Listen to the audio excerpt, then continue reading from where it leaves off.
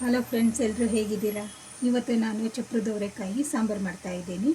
ಮೊದಲಿಗೆ ನಾನು ಚಪ್ರದ ಅವರೆನ ಕಟ್ ಮಾಡಿಟ್ಕೊಂಡಿದ್ದೀನಿ. 1 ತೆಂಗಿನಕಾಯಿ ತುರಿ ಇಟ್ಕೊಂಡಿದ್ದೀನಿ. 4 ಸ್ಪೂನು ಧನಿಯಾ, 2 ಸ್ಪೂನ್ ಜೀರಿಗೆ, ಅರ್ಧ ಸ್ಪೂನ್ ಮೆಂತೆ, 2 ಸ್ಪೂನ್ ಉದ್ದಿನ ಬೇಳೆ, 1 ಸ್ಪೂನ್ ಕಡಲೆಬೇಳೆ, 1 ಸ್ಪೂನ್ ಅಕ್ಕಿ, 5 ಗುಂಟೂರು ಮೆಣಸು, 8 ಬ್ಯಾಡಗೆ ಮೆಣಸನ್ನ ತೊಗೊಂಡಿದ್ದೀನಿ. ಇದನ್ನೆಲ್ಲ ನಾನೀಗ ಒಂದೊಂದಾಗಿ ಫ್ರೈ ಮಾಡ್ಕೊಳ್ಳೋಣ. ಮೊದಲಿಗೆ ಬಾಣಲಿಗೆ ಸ್ವಲ್ಪ ಎಣ್ಣೆ ಹಾಕೊಳ್ಳೋಣ. ಮೊದಲಿಗೆ ನಾನು ಉದ್ದಿನ ಬೇಳೆ, ಮೆಂತೆ, ಕಡಲೆಬೇಳೆ ಹಾಕೊಂಡು ಸ್ವಲ್ಪ ಫ್ರೈ ಮಾಡ್ಕೊಳ್ತೀನಿ. ಈಗ ಅಕ್ಕಿ ಹಾಕ್ಕೊಳ್ತೀನಿ. ಹೆಚ್ಚು ಫ್ರೈ ಆಗಬೇಕಾಗಿಲ್ಲ, ಸ್ವಲ್ಪ ಆದರೆ ಸಾಕಾಗುತ್ತೆ. ಈಗ ಜೀರಿಗೆ ಹಾಕ್ಕೊಳ್ತಾ ಇದ್ದೀನಿ.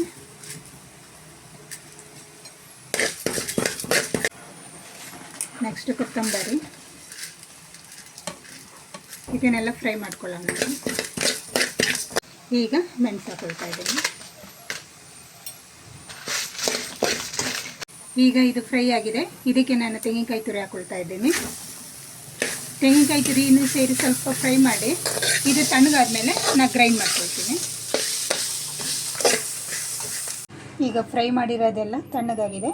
ನಾನು ಇಷ್ಟು ಹುಳಿ ಹಾಕ್ಕೊಂಡು ಗ್ರೈಂಡ್ ಮಾಡ್ಕೊಳ್ತೀನಿ. ಈಗ ಗ್ರೈಂಡ್ ಆಗಿದೆ. ಈಗ ಬಾಣಲಿಗೆ ಎಣ್ಣೆ ಹಾಕ್ಕೊಳ್ತಾ ಇದ್ದೀನಿ. ಈಗ ಸಾಸಿವೆ ಹಾಕ್ಕೊಳ್ತಾ ಇದ್ದೀನಿ. ನಂತರ ಬೆಳ್ಳುಳ್ಳಿ ಜಜ್ಜಿಟ್ಕೊಂಡಿದ್ದೆ, ಆ ಬೆಳ್ಳುಳ್ಳಿ ಹಾಕ್ಕೊಳ್ತೀನಿ. ನೆಕ್ಸ್ಟ್ ಕರಿಬೇವು ಹಾಕ್ಕೊಂಡು ಸ್ವಲ್ಪ ಫ್ರೈ ಮಾಡ್ಕೊಳ್ಳೋಣ. ಈಗ ಇದಕ್ಕೆ ಗ್ರೈಂಡ್ ಮಾಡಿರೋ ಮಸಾಲೆ ಹಾಕ್ಕೊಳ್ತಾ ಇದ್ದೀನಿ.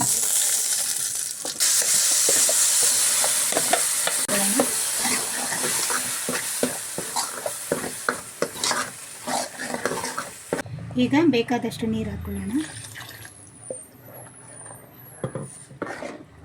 ಹಾಕಿ ಮಿಕ್ಸ್. ಈಗ 2 ಸ್ಪೂನ್ ಉಪ್ಪು ಸೇರಿಸ್ತಾ ಇದ್ದೀನಿ ನಾನು.